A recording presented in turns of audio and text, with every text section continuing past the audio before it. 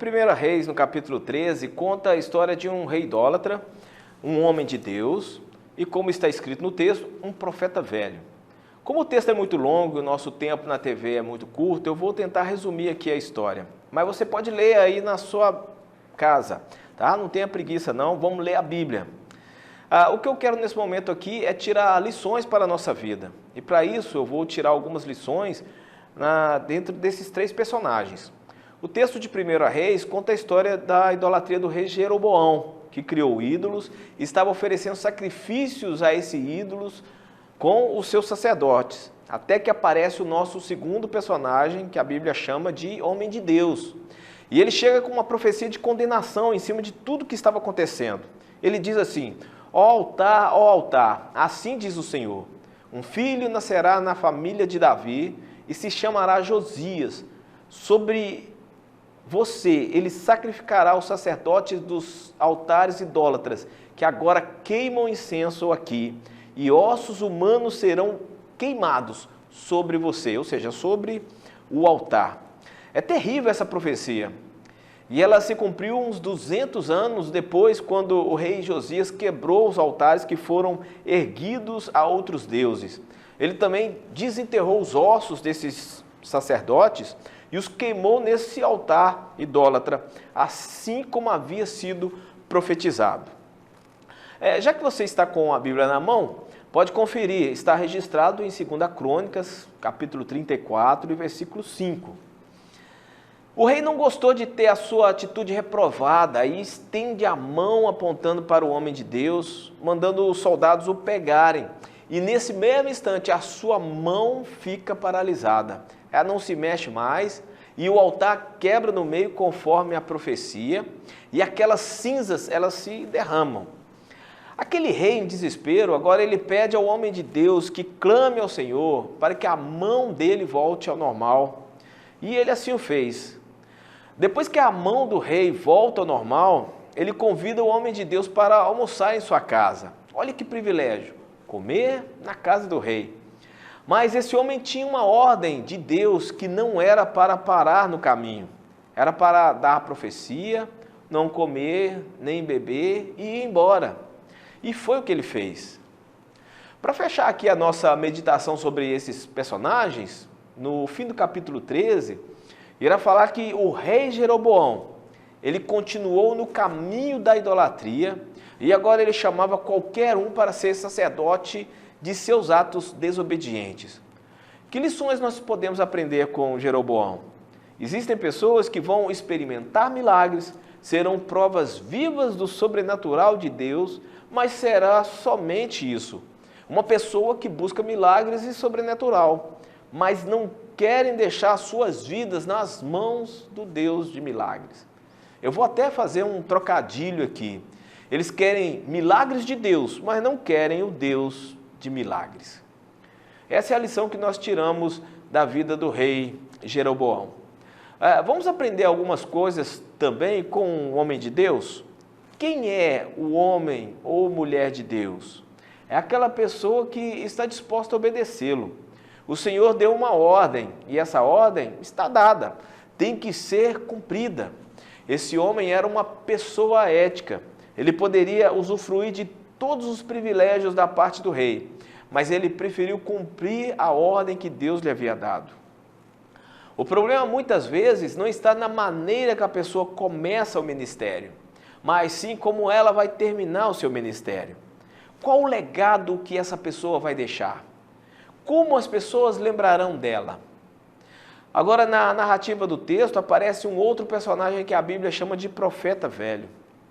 Os filhos deste profeta estavam lá quando tudo aconteceu e chegaram contando para ele. Ele, então, vai atrás do homem de Deus com a intenção de fazê-lo voltar até a sua casa para comer lá. O homem de Deus relembra mais uma vez que havia recebido ordem divina para não voltar, não comer e nem beber na casa de ninguém. Ele já havia negado isso ao rei.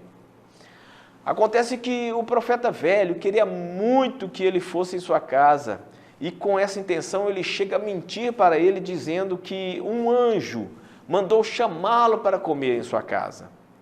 E aí começam os problemas para esse homem de Deus. Ele havia recebido uma ordem de Deus. E o profeta velho chega dizendo ter recebido uma ordem de um anjo. Não é estranho? Eu quero dizer para você que está me assistindo uma coisa. Tenha intimidade com Deus. Pois quem tem intimidade com Deus não é enganado por nenhuma outra voz. Nem se um anjo descer do céu, trazendo uma outra mensagem contrária ao Evangelho. Para o homem de Deus, aquela mensagem parecia ser verdadeira, e ele volta à casa do profeta velho.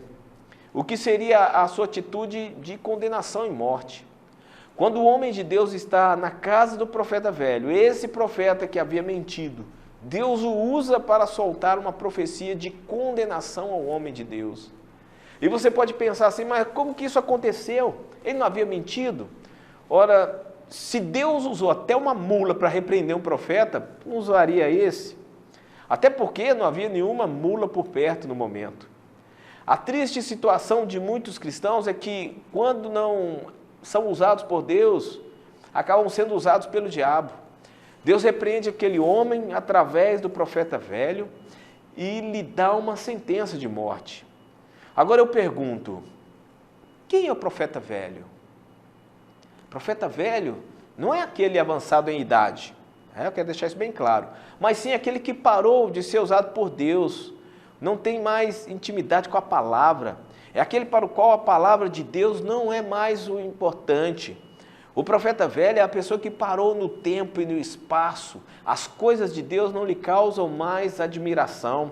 As coisas de Deus não são mais interessantes. O profeta velho acha que já sabe tudo. Ele não precisa mais estudar a Bíblia. O profeta velho arde em inveja daqueles mais novos que fazem o que ele não quer mais fazer. O profeta velho não é aquele que retrocedeu, mas o que entrou num estágio de marcar passo. Ele não retrocede, porém ele não avança, sendo sempre ultrapassado por quem vem atrás. O profeta velho é um surdo espiritual. Ele nunca sabe quando a palavra vem de Deus ou quando é uma construção da sua mente. O profeta velho, ele não faz diferença em seu tempo. Ele nunca deixa um legado. O profeta velho, ele gosta de bajulação, pois é a única maneira de se sentir vivo. O profeta velho nunca tem um testemunho novo, pois como ele e seu ministério, tudo ficou no passado. O profeta velho é uma péssima influência. A falta de renovo produz doença espiritual. E esse profeta velho, ele pode ser quem na sua vida? Pensa um pouquinho comigo. Por causa dessa desobediência, o homem de Deus foi morto por um leão no caminho de volta para casa. Um ministério profético que tinha começado tão bem e terminou tão rápido por causa da péssima influência de um profeta velho usado pelo diabo. Eu quero que você saiba que Deus quer usar você. Lembra o início da sua caminhada na fé, que Deus tinha o total controle de sua vida? Ele estava no comando e a sua preocupação e o seu foco era somente em agradá-lo e obedecê-lo. Lembra quando você acordava de madrugada para orar? Lembra quando você jejuava e queria sentir mais e mais da presença dele? Você tinha o desejo de ter um encontro com ele e ser um instrumento em suas mãos?